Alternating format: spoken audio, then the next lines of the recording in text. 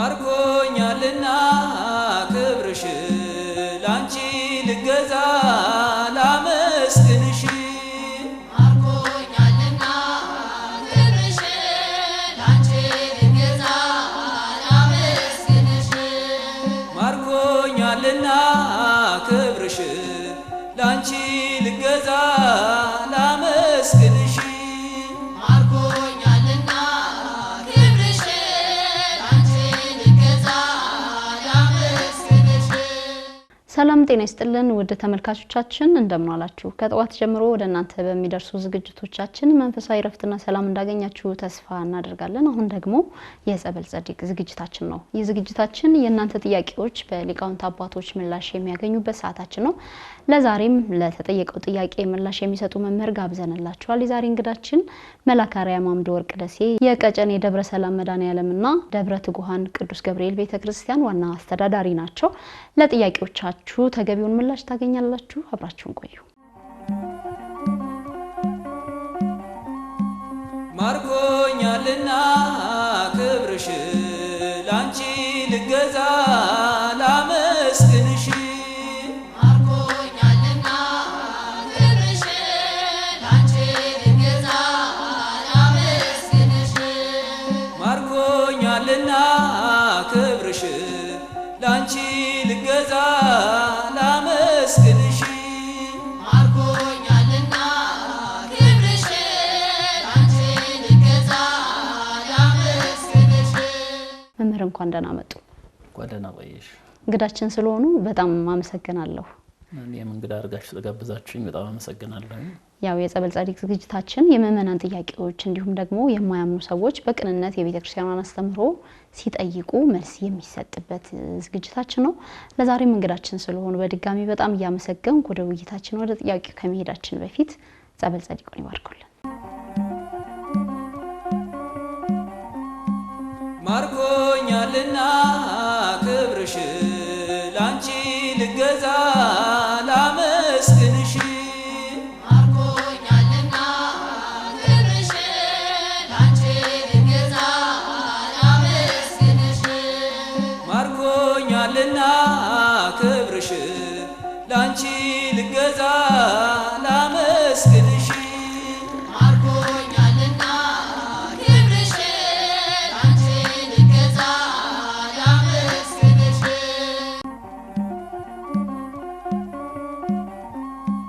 ማርኮኛልና ክብርሽ ላንቺ ልገዛ ላመስግንሽ ማርኮኛልና ክብርሽ ላንቺ ልገዛ ላመስግንሽ ተመለስን ተመልካቾቻችን በቀጥታ የምናልፈው ወደ ውይይታችን ይሆናል አብራችሁን ቆዩ መምህር በድጋሚ እንግዳይ ስለሆኑ ያመሰግንኩ ጥያቄውን የጠየቀን ወንድማችንንም ያመሰግንኩ ወደ ጥያቄው ለለፍ ልጅቷ ያክስቴ ልጅ ናት የመጣችውም ከክፍለ ሀገር ነው የሚለው ያመጣቻት ሴትዮ ልታስተምራት ተስማምታ ነው ያመጣቻት ከክፍለ ሀገር ማለት ነው ቀደም ሲል ሴትዮዋ የኦርቶዶክስ ሃይማኖት ተከታይ ነበረች ከጊዜ በኋላ ግን ሃይማኖቷን ቀይራ ከዛ በኋላ የመጣችው ልጅ ስርዓተ አምልኮዋን እንዳትፈጽም የሃይማኖቷን ነፃነት ገፋ ወደ ቤተክርስቲያን እንዳትሄድ ተጽዕኖ እየፈጠረችባት ነው ያለችው የምታማክራቸው ሰዎች ደግሞ ልጅቷ ማለት ነው በግል የምታማክራቸው ሰዎች የልብሽን በልብሽ አድርገሽ ለጊዜው እዛው ተቀመጪ አቅም ስታገኚ ስትወጪ የቻልሽውን የምትፈልጊውን ነገር ማድረግ ትችያለሽ እያሉ ምክር ይሰጧታል በዚህ መሃል ከኔም ጋር እንደው መግባባት አልቻልንም ስለዚህ የሃይማኖቷ ነገር እጅጉን ያሳስበኛልና እንደው ምንድነው ማድረግ ያለብኝ የሚል ጥያቄ ነው እንግዲህ ሶስተኛው ወገን ነው ጥያቄውን ያደረሰን ሴትዮዋ አለች ልጅቷ አለች ከዛ በኋላ ደግሞ ልጅቷን የሚያውቅ አንድ ወንድማችን ነው እንግዲህ የላከልን ቀላል ይመስላል ሐሳቡ መምህር ምናልባት እንግዲህ በሰራተኝነት ከሰው ቤት ተቀጥረው የሚሰሩ እህቶች እንዳሉ ይታወቃል ለታችንም የመጣችበት መንገድ እንግዲህ እንደዛ ነው ትምርቷን ልታስተምራት ግን ደግሞ በቤት ሰራተኝነት ከሷ ጋር እንድትቆይ ተስማምተው ነው ያመጣቻት ያም ቢሆን ግን ከመጣች በኋላ ሴትዮዋ ሃይማኖቷን ቀይራለች ስትቀይር ግን የሷን ብቻ ሳይሆን ልጅቷ ላይም ጫና የማድረግ ነገር ጎልቶ ይታያልና እንደው ምን መደረግ አለበት የሚል ጥያቄ ነው እቺ ከምን ብለናል ወንድማችን በመጀመሪያ ጥሩ ጥያቄ ነው ያቀርበው ያው ለእህቱ ካለው መንፈሳዊ ህይወት ካለው ሃይማኖታዊ እይታ አንጻር ነው ይህን ጥያቄ ያቀረበውና ያው ምንድነው በሀገራችን እንዲህ አይነት ችግሮች ብዙ ቦታ ይከሰታሉ ይታያሉ። ያው ሀገራችን ድሃ ከመሆኗ የተነሳ ይልቁንም ደግሞ እኛ የቤተ ክርስቲያን ልጆች በኢኮኖሚው ጠንክረን ስላልወጣን ስለማንተጋገዝ አንዱ አንዱን ስለማይረዳው አንዱ አንዱን ስለማያግዘው የኢኮኖሚ ጥገኛ ስለሆነን ብዙ ጊዜ እንዲህ አይነት ነገር የሚያጋጥማቸው የኛ የቤተ ክርስቲያናችን ልጆች ናቸው። እንግዲህ ወደ አረቡ ዓለም የሚሰደዱት የቤተ ክርስቲያን ልጆች ናቸው። ወደ ሌላውም ዓለም የሚሰደዱት የቤተ ክርስቲያን ልጆች ናቸው። በዚህ በሀገራችንም እንደዚህ አንዳንድ ጊዜ እንዲህ አይነት ችግሮች ይፈጠሩና ሳይመርጡ እንዲሁ ከማያምኑ ሰዎች ጋራ ኑሮ የሚመሰረቱበት አልፈው ወደ ትዳር የሚገቡበት አጋጣሚ ሁሉ ይፈጠራል እንዲህ አይነት ነገርና ስለዚህ በመጀመሪያ በእውነት እዚህ ላይ ትኩረት ሰጣ ቤተክርስቲያን መስራት አለባት። ልጆቿ በኢኮኖሚ አቅማቸው እንዲያዳብሩ ራሳቸው እንዲችሉ ጥገኛ እንዳይሆኑ በሃይማኖታቸው በመንፈሳዊ ህይወታቸው ጫና እንዳይፈጠርባቸው የቤተ ክርስቲያን ልጆች ተጋግዘው ልክ ሌላው እንደሚተጋገዝ ሌላውን አይተሽ ከሆነ በንግዱ ተጋግዘው ነው የሚኖሩት። ተጋግዘው ልክ ብዙዎቹ በየሰፈራችን የምናቃቸው ለሁሉ ሽጥ ካንተ ከሆነ ግን ግዛ በሚል መርህ አይነት የሚገዙት መርጠው ነው የሚሸጡት ግን ላገኙት ነው። ይሄ እንግዲህ አንዱ የመተጋገዣ መንገድ ነው ማለት ነው። እንደገናም ደግሞ በኢኮኖሚ በእውቀት በሌላም ነገር የደከሙትን ይረዳዳሉ ያበረታሉ እና በእኛ ቤተክርስቲያን ብዙ ጊዜ ይሄ ነገር አልተለመደም። ቤተክርስቲያን በእርግጥ ቃለ ዓዋዲውም የሚለው ይሄን ነው። ትምህርት ሃይማኖቱ የሚያስተምረው ይሄን ነው። ይህን ተግባራዊ ካለማድረጋችን የተነሳ እንዲህ አይነት ችግሮች ብዙ ጊዜ ይፈጠራሉ እና እህታችን አሁን እንግዲህ አክስቷ ያመጣቻት እንድታስተምራት ነው ልታኖራት ነው።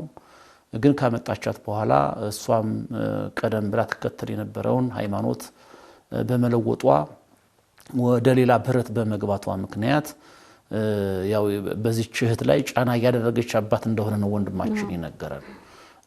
ስለዚህ መቼም ሃይማኖት ህይወት ነው። አንድ አሳ ከባህር ከወጣ ከውሃ ከተለየ መኖር እንደማይችል ሁሉ አንድ ክርስቲያንም ከክርስትና ሃይማኖቱ ከወጣ ከሃይማኖቱ ከተለየ ልክ ከባህር የወጣ አሳ ማለት ነው። ወይም ሃይማኖት እንዲሁ እንደሌላው እንደምንለብሰው ልብስ ምንቀይረው አይደለም። ለምሳሌ እኛ አንድ ልብስ ቢሞቀን ወይ ባይመቸን አውልቀን አስቀመጠን ልንቆይ እንችላለን። ሃይማኖት ግን እንዲህ አውልቀን የምናቆየው ደብቀን የምናቆየው ነገር አይደለም።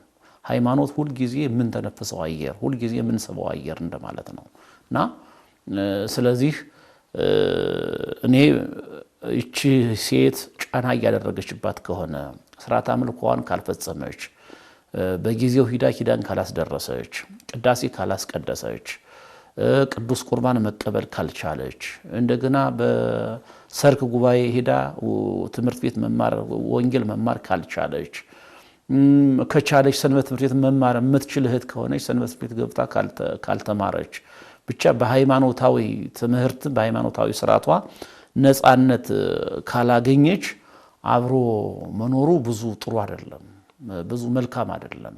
አማራጭ መፈለግ አለባት ብዬ ነው የማስበው። ምክንያቱም ቅዱስ ጳውሎስ ይናገራል በአንደኛ ቆሮንቶስ መልእክቱ ምዕራፍ 15 ቁጥር 33 ላይ አትሳቱ ክፉ ባልንጀርነት መልካሙን አመል ያጠፋልና ይላል። ክፉ ባልንጀርነት እቺ ደግሞ የሥጋ ዘመድ ናት፣ አክስት ናት። አሁን በኢኮኖሚ ጥገኛዋ ናት፣ በእድሜም አይመጣጠኑም ታላቋ ናት። የማክበር የመፍራት እርሷን የማዳመጥ ሁኔታ አለ። እንደገና ለሀገሩ እንግዳ ለወንዙ ባዳ ናት። እቺ ልጅ ከክፍለ ሀገር ነው የመጣችው። ጥገኛ ሆና ነው የምትኖረው። ጥገኛ ስትሆኝ በብዙ ነገር ትሸማቀቂያለሽ፣ በብዙ ነገር ትሸነፊያለሽ።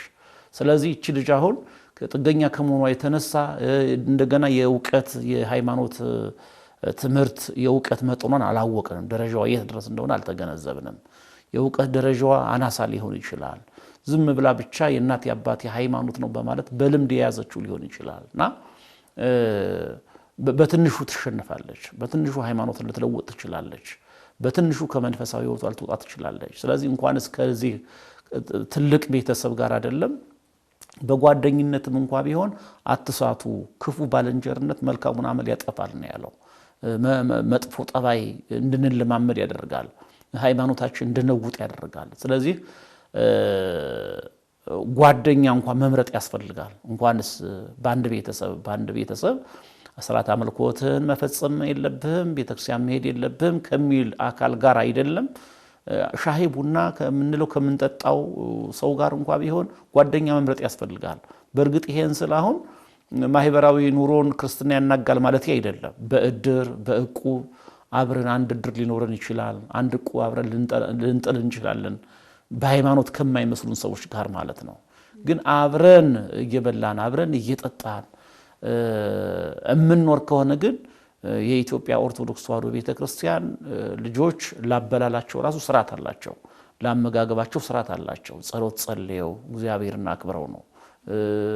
እንግዲህ አባታችን ሆይ ብላ ስትጸልይ እኮ እናታችን እመቤታችን በሰላመ ቅዱስ ገብርኤል መጸለዩ አይቀርም። አቁሚ ልትባል ነው ይች ልጅ ማለት ነው። ጸሎት በምትጸልይባት ሰዓት የምን ማርያም ነው የምን ገብርኤል ነው ልትባል ይችላል። ሻማ ማብራት አትችልም፣ ነገረ ቅዱሳን ማንሳት አትችልም ማለት ነው። ብዙ ጫና ሊፈጠርባት ይችላል። ስለምናይም ማለት ነው፣ ስለሚያጋጥመን ስለምንሰማም ብዙ ጫና ሊያጋጥማት ይችላልና ብዙ ከመቆየት ብዙ ከመኖር የተነሳ ደግሞ ከሃይማኖቷ እንዳትስት ከሃይማኖቷ እንዳትወጣ ሌላ አማራጭ መፈለግ አለባት ብዬ ነው ማስበው። ምክንያቱም ጫና እየተደረገባት እንደሆነ ነግሮናል ወንድማችን። አሁን በግልጽ ቋንቋ አብራ መኖር አይደለም ያለን፣ አብራ እየኖረች ነው አይደለም፣ ጫና እየተደረገባት ነው። ቤተክርስቲያን እንዳትሄድ፣ ኪዳን እንዳታስደርስ፣ ቅዳሴ እንዳታስቀድስ። እቺ ልጅ መዝሙርን መስማት አትችልም እኮ አሁን እዚያ ቤት ስብከት ማዳመጥ አትችልም። እዚያ ቤት የድንግል ማርያምን ስም መጥራት የቅዱስ ገብርኤልን ስም መጥራት አትችልም ማለት ነው። ምክንያቱም ሰው ቤት ነው ያለችው፣ ትሸማቀቃለች። ብታደርገውም የሚደርስባት ቁጣ የሚደርስባት ተግሳጽ ሊኖር ይችላል። ስለዚህ ከዚህ መራቅ የግድ ነው። ምክንያቱም ቅዱስ ጳውሎስም ብሎናል በሁለተኛው ቆሮንቶስ መልእክቱ ምዕራፍ 6 ላይ ቁጥር 14 ጀምሮ እንዲህ ነው ያለን። ቁጥር 14 ላይ ከማያምኑ ጋር በማይመች አካሄድ አትጠመዱ ይላል። ከማያምኑ ጋር በማይመች አካሄድ አትጠመዱ። ጽድቅ ከአመጽ ጋር ምን ተካፋይነት አለውና? ብርሃን ከጨለማ ጋር ምን ህብረት አለው? ክርስቶስስ ከቤልሆር ጋር ምን መስማማት አለው? ወይስ የሚያምን ከማያምን ጋር ምን ክፍል አለው? ለእግዚአብሔር ቤተ መቅደስም ከጣዖት ጋር ምን መጋጠም አለው ይለናል። ጨለማና ብርሃን አንድ ላይ መኖር አይችልም። ክርስቶስና ቤልሆር አንድ ላይ መኖር አይችሉም ነው ያለን ቅዱስ ጳውሎስ። ልክ ክርስቶስና ቤልሆር አንድ መሆን እንደማይችሉ ሁሉ ክርስቶሳውያን ክርስቶስን የለበሱ በክርስቶስ ስም የሚያምኑ በክርስቶስ ስም የተጠመቁ ክርስቲያኖችም እንግዲህ ከክርስቶስ ውጭ ከሆኑት ጋር በአንድ አይነት ኑሮ መኖር ያውም እየተከለከለች ያውም ጫና እያተደረገባት ይሄ ቅዱስ ጳውሎስ ነው እንግዲህ እየከለከለ ያለው፣ ቅዱስ ጳውሎስ ነው እየተናገረ ያለው እና ከማያምኑ ጋር አብሮ መኖር ተገቢ ስላልሆነ እንኳንስ በእምነት አይደለም ቅዱስ ጳውሎስ በተሰሎንቄ መልእክቱ ሁለተኛ ተሰሎንቄ ምዕራፍ 3 ቁጥር 6 ላይ ያለ ስርዓት ከሚሄድ ወንድም ሁሉ ትለዩ ዘንድ በጌታችን በኢየሱስ ክርስቶስ ለምናችኋለሁ ነው የሚለው። ያለ ስርዓት ከሚሄዱት ጋር እንኳንስ ሃይማኖት አይደለም፣ ሃይማኖት መሰረት ነው። ቅዱስ ዮሐንስ አፈወርቅ ሃይማኖትሰ መሰረት ይእቲ ወካልአኒሃ ህንጻ ወንድቅ እሙንቱ፣ ሃይማኖት መሰረት ነው ያለው። ሌላው ነገር ጣሪያና ግድግዳ ነው ብሏል። አንድ ቤት የሚሆነው የሚጸናው መሰረቱ መልካም ሲሆን ነው። አንድ ክርስቲያንም በምግባሩ መጽናት የሚችለው ሃይማኖቱ የጸና ሲሆን ነው። በሃይማኖቱ መጽናት ሲችል ነው። ስለዚህ በሃይማኖት ቀል የለም። ምክንያቱም ያለ ሃይማኖት እግዚአብሔርን ራሱ ደስ ማሰኘት አይቻልም ነው ያለው ቅዱስ ጳውሎስ። ይትካል ያስመሩ ወደ እግዚአብሔርን ያለ ሃይማኖት ያለ እምነት እግዚአብሔር ደስ ማሰኘት አይቻልም ብሎናል። ስለዚህ ሃይማኖት ትልቅ ነገር ትልቅ ጉዳይ ስለሆነ ከሃይማኖቷ እንዳትወጣ ከእግዚአብሔር እንዳትለይ። ዋናው ነገርም ደግሞ ሃይማኖት ነው። ሌላው ነገር እኮ ትርፍ ነው ያለው ክርስቶስም በዮሐንስ ወንጌል ምዕራፍ 6 ቁጥር 25 ጀምሮ አትጨነቁ እያለ ስለ መብል፣ ስለ ምግብ፣ ስለ መጠለያ ሶስቱን መሰረታዊ ነገሮች አንስቶ አስተምሯል። አትጨነቁ እያለ እንዲያውም ስለ ምግብ የሰማይ ወፎችን ተመልከቱ፣ ስለ ልብስም ደግሞ ሲያስተምር እስኪ የዱር አበቦችን እዩ ተመልከቱ፣ የሰማዩን አዕዋፍ የሚመግብ ጌታ እናንተን ይመግባችኋል፣ የዱር አበቦች እንዲሁ ከባህሪያቸው ያስጌጣቸው ጌታ እናንተን ማስጌጥ አይችልም እያለ ሰው ተጨንቆ በቁመቱ ላይ ምንም መጨመር እንደማይችል ሰሎሞን ሁሉ በዚያ ሁሉ ሀብቱ በዚያ ሁሉ ክብሩ እግዚአብሔር ከሚሰጠው ጸጋ በላይ ማግኘት ማድረግ እንደማይችል ካስተማረ በኋላ ሲደመድመው ይህን ትምህርት ምንድነው ያለው? አንትሙሰ መቅድመ ህሱ መንግስቱ ወጽድቆ፣ እናንተ ግን አስቀድማችሁ መንግስቱና ጽድቁን ፈልጉ፣ ወዝንቱሰ ኩሉ ይትወሰከክሙ፣ ሌላው ነገር እንዲሁ ይጨመርላችኋል ነው ያለው። ሌላው ነገር ያለው ስጋዊው ነገር ማለት ነው። ይህ ማለት አትስሩ ማለት አይደለም፣ አትነግዱ ማለት አይደለም። ግን መነገድ ያለብን መስመር ባለው ነው። መስራት ያለብን መስመር ባለው ሁኔታው በሚመች ሁኔታ ነው መስራት ያለብን እና ምን ልል ነው አሁን ይሄን ያነሳሁት መሰረታዊው ነገር ሃይማኖት ነው፣ እግዚአብሔር መያዝ ነው፣ የእግዚአብሔር መንግስት መፈለግ ነው፣ መንግስቱን ጽድቁን ፈልጉ ነው ያለውና ከመሰረታዊው ጉዳይ እንዳትወጣ ከመሰረታዊው ነገር እንዳትርቅ ሌላ አማራጭ መፈለግ አለባት ብዬ ነው ማሰበው። መልካም አመሰግናለሁ መምህር። ምናልባት ከዚሁ ጋር ተያይዞ አንዳንድ ሀሳቦችን ላንሳ። ቀደም ባለው ጊዜ እንግዲህ አባቶቻችን የሌላ ቤተ እምነት ተከታዮች ጋር በፍቅር ማዕድ ሲካፈሉ እንደነበረ እንሰማለንና ዛሬ ላይ ደግሞ ትንሽ ጊዜው ከበዳለና እንደው በአጋዥነት በሰራተኛነትም እንዲህ ገብተው ለመስራት እስከሚያስቸግር ድረስ እርስ በርስ የሃይማኖት ጥላቻ በመካከላችን ገብቷልና እንግዲህ እህታችንም ወንድማችን እንደነገረን የገጠማት ይሄ ነገር ነው። በተመሳሳይ መልኩ በአረብ ሀገራት ተሰደው የሚኖሩ ኦርቶዶክሳውያን እህቶቻችን ወንድሞቻችን እንግዲህ በእምነት ከማይመስሏቸው ማህበረሰብ መካከል ስለሚኖሩ የነሱን አለባበስ የነሱን አመጋገብ ስርዓት መስለው ተዋህደው ይኖራሉ እና እንግዲህ ወንድማችን እንዳለንም የልብሽን በልብሽ ይዘሽ የሚለውን ነገር እንደው በአረብ ሀገራት ላይ ተሰደው የሚኖሩ እህቶቻችን እየኖሩት ነው። የልባቸውን በልባቸው ይዘው ማህተባቸውን ደብቀው የነሱን አለባበስ ለብሰው ተሸፋፍነው እንጀራ ነውና ብለው ወጥተው እንግዲህ ቤተሰቦቻቸውን የሚያስተዳድሩ በርካታ እህት ወንድሞች አሉና እነሱም በዚህ አይነት እንደው የመጣበት መንገድ እቺኛዋ ሴትዮ ኢትዮጵያዊት ሆነ እዚሁ ሀገራችን ላይ ትሁን እነዛ ደግሞ ሌሎች ይሁኑ እንጂ ዞሮ ጉዳዩ አንድ ነውና የነሱ ጉዳይስ ምንድነው? ቤተክርስቲያናችን የምትሰጣቸው ተስፋ ከቤተክርስቲያናችን አስተምሮ አንፃር የነሱ ህይወትስ እንደው ምን ይመስላል የሚለው ማንሳት ብንችል ነው። ይሄ ከጥያቄ ከባድ ጥያቄ ነው። ቅድም እንዳልሽው በሀገራችን ድሮ አባቶቻችን እናቶቻችን አብረው ይበሉ ይጠጡ ነበር። ድሮ ብቻ ሳይሆን አሁንም በገጠሯ ኢትዮጵያ እንዲህ አይነት ባህል አለ። እውነት ለመናገር ሰርግ ሲደገስ ለሙስሊሙ በጎን ይደገሳል፣ ለክርስቲያኑ በጎን ይደገሳል። ክርስትና ሲደገስ አሁንም እዚሁ ከተማ ላይ እንደዛ ነው። አሁንም አለ እንደዚያ ነውና ግን ያን የሚያዘጋጀው ማን ነው? የሙስሊሙን የሚያዘጋጀው ሙስሊሙ ነው። የክርስቲያኑን የሚያዘጋጀው ክርስቲያኑ ነው። እናቶቻችን አባቶቻችን በጣም ጥንቁቆች ናቸው። የክርስቲያኑን ሙስሊሙ አርዶ አወራርዶ ክርስቲያኑን ብላ አይለው። ራሱ ክርስቲያኑ መጥቶ ከሙስሊሙ ቤት አርዶ የራሱን ባርኮ በሃይማኖታዊ ስርዓቱ ባርኮ ስመ እግዚአብሔር ጠርቶ የሚታረደውን ያርዳል፣ የሚቀርበውን ያቀርባል።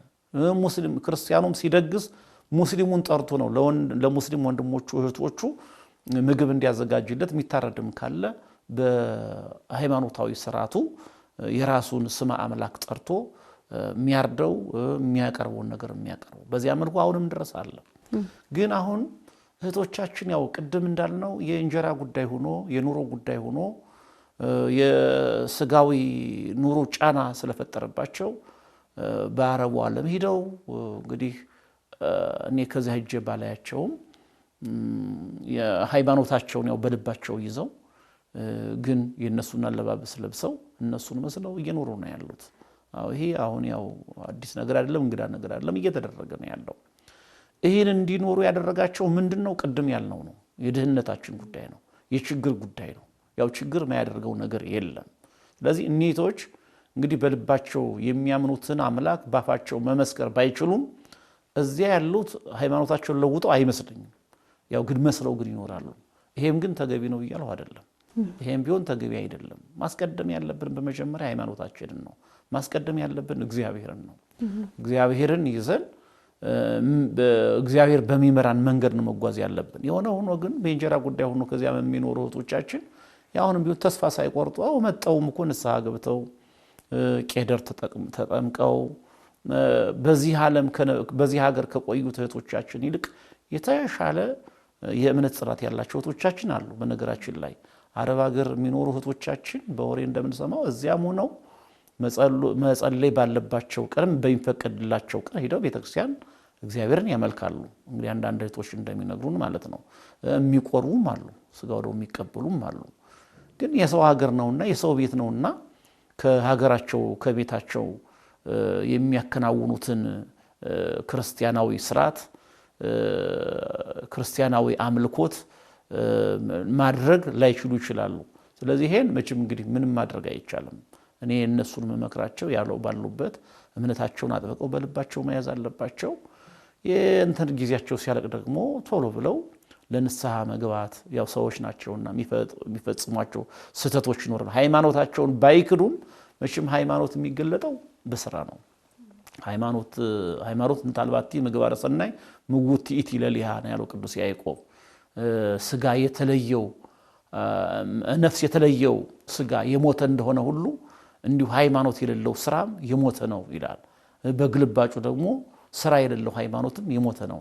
ሃይማኖት ህይወት የሚኖረው በስራ ሲገለጥ ነው። ስራም ህይወት የሚኖረው ሃይማኖት ሲኖረው ነው። ስለዚህ እህቶቻችን እንግዲህ ከስጋው ከደሙ ርቀው ከአምልኮት ርቀው ከወንጌል ርቀው ከመንፈሳዊ ነገር ርቀው የሚኖሩ እህቶቻችን ያው በጊዜ ወደ እግዚአብሔር መመለስና ንስሐ መግባት ስጋው ደሙ መቀበል ለንስሐ መብቃት አስፈላጊ ነው ብዬ ነው እማምነው። ግን ብዙዎቹ ግን ባለኝ መረጃ ደግሞ ባለቻቸው አንዲት ቀን በሳምንት አንድ ቀን አለች። በያችን ቀን ወደ ቤተ ክርስቲያን ሄደው አምልኮታቸውን የሚያከናውኑ ደግሞ እህቶች ጥሩ ድል የገጠማቸውም አሉ። በአንጻሩ ግን ጥሩ ድል ያልገጠማቸው ምንም ነገር ክርስትናቸውን ደብቀው ማተባቸውን በጥሰው የሚኖሩ ደግሞ አሉ። ስለዚህ ይሄ ተገቢ አይደለም። እንደ ሃይማኖት እንናገር እናስተምር ካልን ይሄ ተገቢ አይደለም። መጀመሪያም ታስቀድሚው ክርስቶስን ነው። ብዙዎቹ ሰማዕታት አባቶቻችን ሰማዕታት እናቶቻችን እኮ ሃይማኖታችሁን ካዱ፣ ለጣዖት ስገዱ፣ ማተባችሁን በጥሱ ሲባሉ አንበጥስም ብለው ነው። እንግዲህ ቅድስት አርሴማ ምንድነው ከዚያ ሁሉ ነገር ያደረሳት? መጀመሪያ ዲዮቅልጥያኖስ ላግባሽ አላት። የአረማዊ ንጉስ ዲዮቅልጥያኖስ ተደበቀች። እንደገና ድርጣድስ አገኛት። ድርጣድስ አስፈልጎ አግኝቶ በስርዓቱ በሃይማኖት በጣዖታዊ ስርዓቱ ትልቅ ድግስ ተደግሶ ንግስት ላድርግሽ ነው ያላት። የለም ሃይማኖቴን ከምክር ለጣዖት ከምሰግድ ከክርስቶስ ተለይቼ አንተ ጣዖት ለምታመልከው ኃጢአት ለምትሰራው ላንተ ሚስት ሆኜ ንግስት ከመሆን ሰማዕትነት ይሻለኛል ብላ አይደለም አንገቷን ለስዕለት የሰጠችው። ብዙ እህቶቻችን ብዙ እናቶቻችን እንግዲህ በመጽሐፈ ስንክሳር የምናነባቸው ብዙ ሴቶች መከራ የተቀበሉት ለሃይማኖታቸው ነው። እነ ቅድስት ኢየሉጣን ብናያቸው ለሃይማኖታቸው ነው። እነ ቅድስት ሶስና ለስራቷ ነው። አላመነዝርም ብላ ነው። ኃጢአት አልሰራም፣ በደል አልፈጽምም፣ እኔ ሃይማኖት አለኝ፣ እኔ ማመልከው እግዚአብሔር አለኝ ብላ ነው እንግዲህ በድንጋይ ልትወገር የነበረው። በኋላ እግዚአብሔር ቢያድናትም ግን እሷ ግን ወስና በድንጋይ ለመወገር ለመሞት ወስናለች። በዚህ ምድር ኃጢአት ሰርቼ እግዚአብሔርን ከማጣ በደልም ፈጽሜ እግዚአብሔር ከሚፈርድብኝ እናንተ በሐሰት አስፈረዱብኝና በድንጋይ ተወገሬ ልሙት ያለችው ሶስና። ይሄን እንድትያደርጋት ምንድነው? የሃይማኖት ጉዳይ ነው።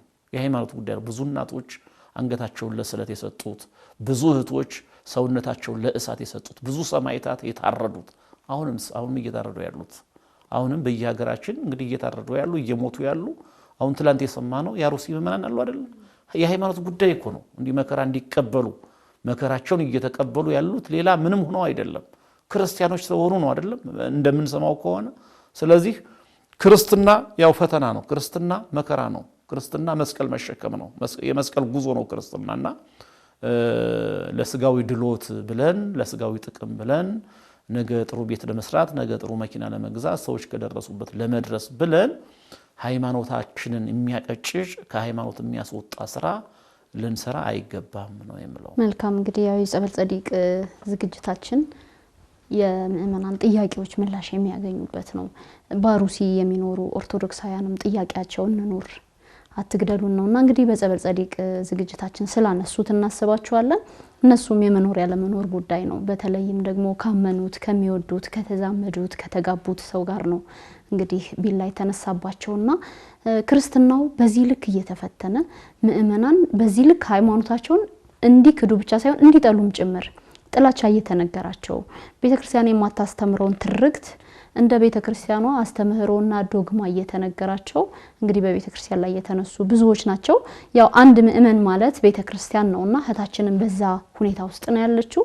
እንግዲህ ፈተናው ብዙ ነው። ለሀገሩ ባዳ ለሰው እንግዳ ሲኮን እህታችን የመጣችው ከገጠር ነው። ሀገር አታውቅም፣ ሰው አታውቅም። የምታውቀው እሷን ነው። ባመነችው ሰው ደግሞ ተከድታለች።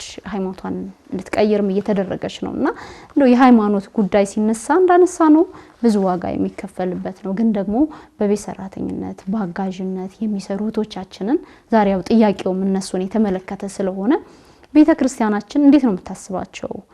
ምናልባት አሁን ቀደም ሲል እንዳነሳ ነው በአረብ ሀገራት ያሉ እህቶቻችን ለመኖር ብለው ቤተሰብ እናት አባታቸውን ለመርዳት ለማሳከም ልጆቻቸውን ለማሳደግ ብለው ብዙ ዋጋ የሚከፍሉ እህቶች አሉና የልባቸውን በልባቸው ይዘው የልቤን እግዚአብሔር ያውቃል ተብሎ ብዙ ዋጋ እየተከፈለ ነው ያለውና እንደው በዚህ አይነት ፈተና ውስጥ ላሉ የቤተክርስቲያን ልጆች የቤተክርስቲያናችን የማጽናኛ መልእክት ምንድነው በሚለው እንጠቀልላለን። እሺ መጀመሪያ እኔ ከአሰሪዎቹ ነው መጀመር የምፈልገው። አሰሪዎቹ ክርስቲያን በተለይ ኦርቶዶክሳውያን ክርስቲያኖች ከሆኑ መቼም በዕለተ ሰንበት ልጆቻቸውን ቤተክርስቲያን ይዘው ይሄዳሉ። ልጆቻቸውን ሰንበት ትምህርት ቤት ያስተምራሉ። እነሱ ቤተክርስቲያን ይሳልማሉ፣ ቅዱስ ቁርባን ይቀበላሉ፣ ስጋው ደግሞ ይቀበላሉ። እና ለልጆቻቸው የሚያደርጉትን ነገር ለሰራተኞቹ ማድረግ መቻል አለባቸው። ከማዕድ ጸሎት፣ ከቤተሰብ ጸሎት ጀምሮ ማለት ነው። እኔ በርግጥ ብዙ ምሳሌ የለኝም፣ ግን ከሆነ ሰው ቤት ከሄድኩኝ የሆነ ጸሎት የሚጸለይ ከሆነ ማስተምር ከሆነ ሰራተኛዋን ጠዋት ነው የምለው። ሰራተኛዋ እዚያ ኩሽና ላይ ደፋ ቀና እያለች ጭስ እየጨሰባት እሳት እየነደደባት እነሱ የሃይማኖት ሰዎች ሆነው ብቻቸውን ወንጌል የሚማሩበት ብቻቸውን ሃይማኖታዊ ስርዓት የሚያከናውኑበት ምንም ነገር ሊኖር አይገባም። እሷም ሰው ናት። ስለዚህ እንደ አንድ ክርስቲያን በተለይ አሰሪዎች በእውነት ሰራተኞቻቸውን ሊፈቅዱላቸው ይገባል። ቤተክርስቲያን ሄደው መሳለም አለባቸው። እንዲያውም ቢቻል እንዲቆሩ ማድረግ መቻል አለባቸው። ስጋዱ መቀረብ መቻል አለባቸው። በወንጌል ሰዓት ሄደው ወንጌል መማር መቻል አለባቸው። ምክንያቱም እነሱ ወንጌል ከተማሩ እግዚአብሔርን ካወቁ ለነሱም እኮ ጥሩ አገልጋይ ይሆናሉ። ለነሱም ጥሩ አገልጋይ ጥሩ ምግብ ያዘጋጁላቸዋል። ታማኞች ይሆናሉ። ባፋቸውም በእጃቸውም ታማኞች ይሆናሉ። አይስቱም። እነሱም ክርስትናቸውን ጠብቀው ከእግዚአብሔር ጋር ተዋውቀው ለነሱም ደግሞ ጥሩ አገልጋይ እንዲሆኗቸው በተለይ አሰሪዎች እኔ ይህን መልእክት የሚሰማ ኦርቶዶክሳዊ ካለ ከዚያ ከማዕድ ከጸሎቱ ከቤተሰብ ጸሎት ከቤተሰብ ትምህርት ጀምሮ እስከ ቤተ ክርስቲያን እስከ አውደ ምሕረት ባለው ሰራተኞቻቸውን በመንፈሳዊው ነገር ሊያሳትፏቸው ይገባል ነው የሚለው። ሌላው ሰራተኞች እኔ አሁን የእህታችን ጥያቄ እኔ በጣም ብዙ አልከበደኝም። የሷ እውነት ለመናገር እህቴ ለምሳሌሽ ምን ታድርግ እንደው ያው መነሻችን እንደው የሷ ጥያቄ ስለመጣሽ ነው እንጂ ከገጠር ስለመጣሽ እውነት ነው ላታውቅ ትችላለች። ግን ይሄ ወንድሜ ደግሞ እዚህ ያለ ሰው ነው። እሱ ራሱ ሊረዳት ይገባል። ክርስቲያኖች ሞልተዋል። ሰው የሚፈልጉ ጥሩ ሰራተኛ የሚፈልጉ ክርስቲያኖች አሉ። ስለዚህ ጥሩ ክርስቲያን ፈልጎ እንዲያውም ከሰው ቤት ሲገቡ ሰራተኞች ተነጋግረው ነው መግባት ያለባቸው።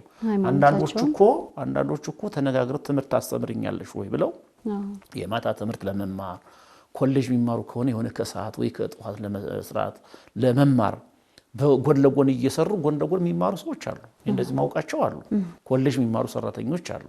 ተነጋግረው ገብተው ማለት ነው ለስጋዊ ትምህርታቸው ለስጋዊ ዕውቀታቸው ለስጋዊ ኑሯቸው ይሄን ያክል የሚዋዋሉትን ያክል ለመንፈሳዊ ህይወታቸው ለምን አይዋዋሉ? ለስለ መንፈሳዊ ህይወታቸው ለምን አይነጋገሩም? እኔ ክርስቲያን ነኝ፣ በዕለተ ሰንበት ቤተክርስቲያን መሳለም እፈልጋለሁ። እኔ ክርስቲያን ነኝ፣ ስጋው ደግሞ መቀበል እፈልጋለሁ፣ መስቀል መሳለም እፈልጋለሁ፣ ጸበል መጠመቅ እፈልጋለሁ ብለው መዋዋል መቻል አለባቸው። መነጋገር መቻል ይሄ መለመድ አለበት። ብዙዎች እኮ እኛ ሰራተኛ ስናስገባ የማታ ትምህርት ይማሩ ማታ ትምህርት ይማራሉ ብሎ ነው የሚገቡት እና ከስጋዊው ነገር ላይ ብቻ ሳይሆን ከመንፈሳዊው ነገር ላይም ትኩረት ይህን ደግሞ ኃላፊነት መውሰድ ያለባት ቤተክርስቲያን ናት። እኛውን አላስተማርንም። አውደ ምሕረት ላይ ሰራተኞቻችሁን ይዛችሁ የመጣችሁ ብለን አንጠይቅም። ብዙ ጊዜ እስኪ ልጆቻችሁን ይዛችሁ የመጣችሁ እንላለን። አዎ እስኪ ልጆቻችሁን ይዛችሁ የመጣችሁ ልጆቻችሁን ሰንበት ትምህርት ቤት እያስተማራችሁ ያላችሁ ልጆቻችሁን ማታ ጉባኤ እያስተማራችሁ ያላችሁ ነው የምንለው። በበዓል ጊዜ ምን ጠይቀው ልጆች ሰራተኞች ቤተክርስቲያን መጠየቅ መቻል አለባት። የዛሬ ሰራተኞች ናቸው ነገ ማወራዎች የሚሆኑት፣ ነገ አባወራዎች የሚሆኑት፣ ነገ ተተኪ የሚሆኑት። እንግዲህ ቤተክርስቲያን ትውልዱን ካልያዘች ነገ ትሞታለች። ነገ መቀጠል የምትችለው ትውልዱን ስትይዝ ነው። ትውልዱን ማስተማር፣ ልጆቹን በስነ ምግባር መቅረጽ፣ በሃይማኖት ማበርታት ስትችል ነው። እንግዲህ ከትውልዱ ከልጆች መካከል ደግሞ እኔ ዛሬ የቤት ሰራተኛ ሆነው በብዙ ሺህ የሚቆጠሩ እኮ ናቸው። በብዙ ሺህ የሚቆጠሩ በየቤቱ ያሉ ሰራተኞች ሃይማኖታቸውን እንዲያውቁ እንዲማሩ ስጋው ደግሞ እንዲቀበሉ ማድረግ ቤተክርስቲያን ይሄን ትኩረት ሰጣ ልታስተምር ይገባል። እኔ በተለይ አባቶች ካህናት የኛ ቤተክርስቲያን በእውነት ስንዱም ቤት ናት። ከሲኖዶስ ጀምሮ እስከ እያንዳንዱ ቤት መዋቅር አላት። የሚገርምሽ ነገር ሲኖዶስ ላይ ብቻ አይደለም ስራው የሚሰራው፣ ሀገረ ስብከት ላይ ብቻ አይደለም፣ ወረዳ ቤተ ክህነት ብቻ አይደለም፣ አጥቢያ ቤተክርስቲያን እያንዳንዱ ቤት አባት አለው፣ ንስሐ አባት አለው። ስለዚህ እነዚህ አባቶች ሲሄዱ ሁልጊዜ ልጆችን ብቻ ሳይሆን ሰራተኛውን መጠየቅ መቻል አለባቸው። ሰራተኛሽ ደህና ናት፣ በሃይማኖቷ በርትታለች፣ ስነ ምግባሯ እንዴት ነው ብለው ጠይቀው ማስተማር መምከር ይጠበቃል። እና በተለይ አባቶች ካህናት፣ መምህራነ ወንጌል በአውደ ምሕረቱ አደራ እምለው ማለት ነው። ፕሮግራም የሚከታተል ሰው ካለ መምህራነ ወንጌል በአውደ ምሕረቱ ሀብታሞችን፣ ባለጸጎችን፣ እናት አባቶችን ብቻ አይደለም መፈለግ ያለብን፣ እኒህን ድሆች እንፈልጋቸው ያስፈልጋል። አዎ እኒህን የጠፉትን እነሱን መፈለግ ያስፈልጋል ነው የምለውና በዚህ መልኩ ብንነጋገር ለማለት ነው። እጅግ በጣም አድርጌ አመሰግናለሁ መምህር። አመሰግናለሁ። ተመልካቾቻችን የዛሬ የዘበር ጸዲቅ ቆይታችን የተከታተላችሁትን ይመስል ነበር። እንግዲህ ከጧት ጀምሮ ወደ እናንተ በሚቀርቡ መርሃ ግብሮቻችን ቀደም ሲል እንዳልኳችሁ ጥሩ ትምህርት እንዳገኛችሁ ተስፋ እናደርጋለን። ከዘበር ጸዲቅ መጠናቀቅ ቀጥሎ ደግሞ ግብረ ሐዋርያትን ጨምሮ ሌሎች በሌላ ቋንቋ የሚተላለፉ የማህበረ ቅዱሳን ቴሌቪዥን መርሃ ግብሮች ወደ እናንተ ይደርሳሉ። በእኛ በኩል አበቃን። ይቆየን። ማርኮኛልና ክብርሽ ላንቺ ልገዛ